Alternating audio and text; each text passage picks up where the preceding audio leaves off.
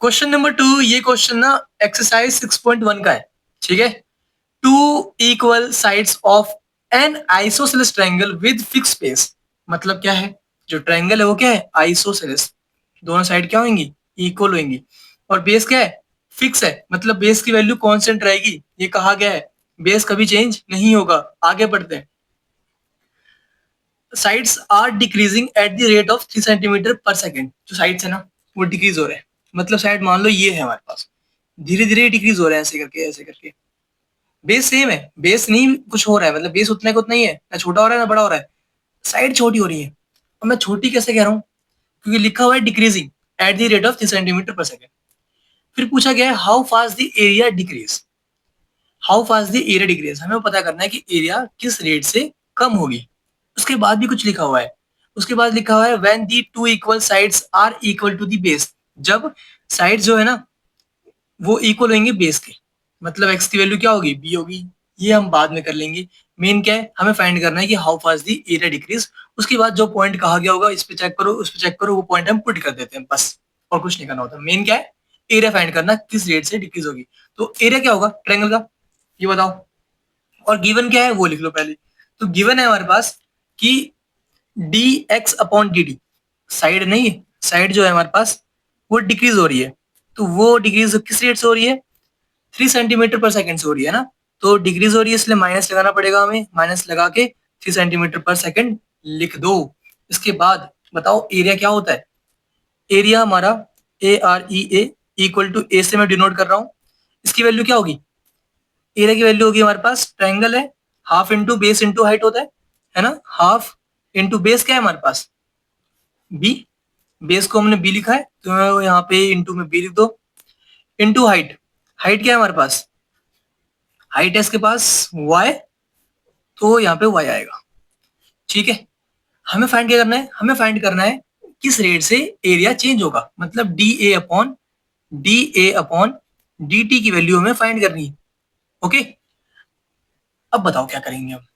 अब सोचने वाली बात क्या है, हमें चाहिए डी ए अपॉन डी टी। गिवन है D X upon D T. और यहाँ पे वाई क्या कर रहा है। तो एक काम करो, वाई को चेंज कर लो एक्स में। कैसे करेंगे, ये एक क्या है, राइट एंगल ट्रायंगल है। और राइट एंगल ट्रायंगल में कुछ प्रॉपर्टीज होती है, बताओ। ये पूरा बी है तो आधा कितना होगा, b/2। पूरा बी है, हाफ क्या होगा, b/2। और ये भी क्या होगा, b/2। ये एक राइट एंगल ट्रायंगल है। तो इसके अंदर हम जानते हैं ना, हाइपोटेनस का स्क्वायर मतलब एक्स स्क्वायर इक्वल होगा बेस का स्क्वायर, जो कि क्या है b/2 का स्क्वायर, प्लस परपेंडिकुलर का स्क्वायर जो कि y है, y का स्क्वायर। तो अगर मैं पूछूं कि बताओ y की वैल्यू क्या आएगी, तो y की वैल्यू क्या आएगी बताओ, एक्स स्क्वायर। ये पॉजिटिव का इधर ले आओ, नेगेटिव माइनस का बी स्क्वायर अपॉन में 2 का स्क्वायर 4 होता है। मतलब मैंने बी अपॉन 2 का स्क्वायर कर दिया, b² बाय 4। यहाँ पे क्या आएगा, वाई स्क्वायर आएगा। स्क्वायर इधर ले आओ, तो यहाँ पे रूट आ जाएगा। ठीक है। तो मुझे y की वैल्यू ये मिल गई। y की वैल्यू इसमें पुट कर दो। तो a क्या है हमारे पास, a इक्वल आ गया 1/2 इंटू बी इंटू वाई की वैल्यू है हमारे पास x minus B square upon में 4। यहाँ पे एक्स स्क्वायर है, ठीक है, क्योंकि यहाँ पे स्क्वायर था। तो ये वैल्यू आ गई हमारे पास एरिया की, ए की। तो हमें निकालना क्या है, D A upon D T. A की वैल्यू आ चुकी है, तो इसे कर दो डिफरेंशिएट टी के रिस्पेक्ट में, ताकि हमें D A upon D t की वैल्यू मिल जाए। 1/2 का 1/2। बी, देखो बी क्या है हमारे पास, एक कांस्टेंट वैल्यू है। मैंने स्टार्टिंग में बताया था कि बेस कभी सेम, बेस हमेशा सेम रहेगा, कभी चेंज नहीं होगा। तो बी तो कांस्टेंट है ना, तो बी को तो बी रहने दो, बस इसे छेड़ने की जरूरत नहीं है। ओके, बी कांस्टेंट है, ये डिफरेंशिएट भी नहीं होगा, बस मल्टीप्लाई में है, मल्टीप्लाई में ही पड़ा रहेगा। इससे करो डिफरेंशिएट। तो रूट को करने पे क्या मिलता है, 1/2 root x square minus B square upon 4, ये मिलेगा। फिर हम जो अंदर लिखा है उसे करेंगे डिफरेंशिएट। एक्स स्क्वायर करने पे 2x मिलता है, और इसे करने पे डिफरेंशिएट हमें 0 मिलेगा, क्योंकि बी स्क्वायर कॉन्स्टेंट है, 4 भी कॉन्स्टेंट है। तो ये वैल्यू मिल गई हमें। अब बचा है बस x को डिफरेंशिएट करना। तो x को करने पे क्या मिलेगा, dx अपॉन dt मिलेगा। ठीक है, हमने बस सबको डिफरेंशिएट किया है, कुछ नहीं किया, ये कांस्टेंट था छोड़ दिया उसको ऐसे ही। रूट को किया।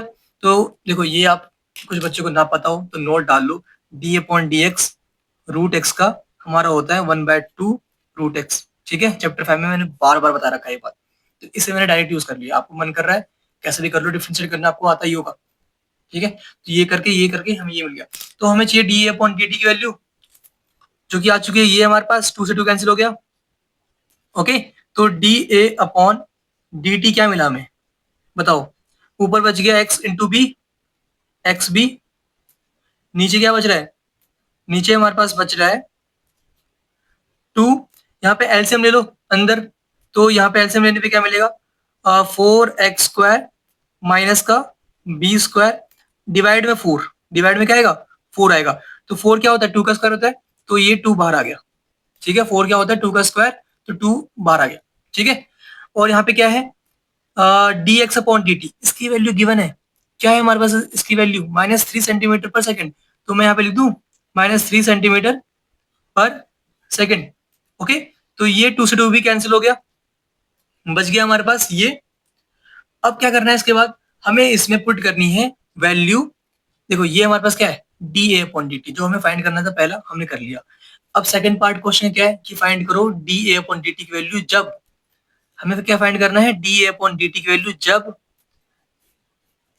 ध्यान से पढ़ो क्या लिखा है, 2 sides are equal to base. जब साइड क्या होगा, बेस के इक्वल होगा। साइड क्या है हमारा, एक्स है। जब एक्स इक्वल टू बी होगा, तो हम इसमें क्या करने वाले हैं, जहां पे एक्स होगा वहां पे हम बी पुट करने वाले हैं। ठीक है, तो पुट कर दो, तो हमारा आंसर फिर कंप्लीट हो जाएगा। तो हमें फाइंड करना था, ये हमारा आंसर कंप्लीट हो चुका है यहाँ तक। ये सेकंड पार्ट है, D A upon D t की वैल्यू फाइंड कर लो जब एक्स की वैल्यू क्या होगी, बी होगी। तो इसमें जहां पे भी एक्स है वहां पे बी पुट कर दो, बस हमारा काम कंप्लीट। तो एक्स इंटू बी है, मतलब बी इंटू बी हो गया, क्योंकि एक्स की वैल्यू बी है, मतलब हमें यहाँ पे b² मिलने वाला है। और नीचे क्या मिलेगा, रूट के अंदर 4 इंटू x², मतलब b का स्क्वायर, माइनस b² इंटू में -3 सेंटीमीटर पर सेकंड, है ना। तो यहाँ पे कुछ कैंसिल हो रहा है क्या, बिल्कुल हो रहा है, b² का b²। नीचे क्या आएगा, रूट के अंदर 4b² माइनस b², मतलब 3b², और माइनस का 3 भी है सेंटीमीटर पर सेकंड। ओके, लेकिन देखो एरिया क्या होता है हमारा, सेंटीमीटर स्क्वायर होता है।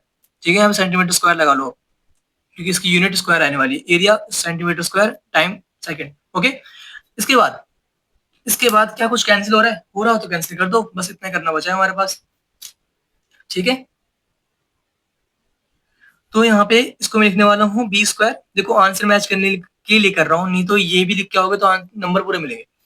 b² ऊपर है और नीचे क्या है, √3 इंटू b², रूट के अंदर है, बाहर आके b बन गया। ओके, और माइनस का यहाँ पे 3 है सेंटीमीटर स्क्वायर पर सेकंड, b² से b कैंसिल। ठीक, तो क्या बचा, और 3 से √3 से 3 कैंसिल हो जाएगा। तो हमें क्या मिलने वाला है, माइनस है ऊपर, √3 से 3 कैंसिल हो जाएगा, तो हमें ऊपर √3 मिलेगा सिर्फ। और एक b से b कैंसिल हो गया, एक b ऊपर बच गया है, तो यहाँ पे b भी आएगा, और सेंटीमीटर स्क्वायर पर सेकंड, ये हमारा आंसर आ चुका है। ओके, बस इतना ही करना था। ठीक है।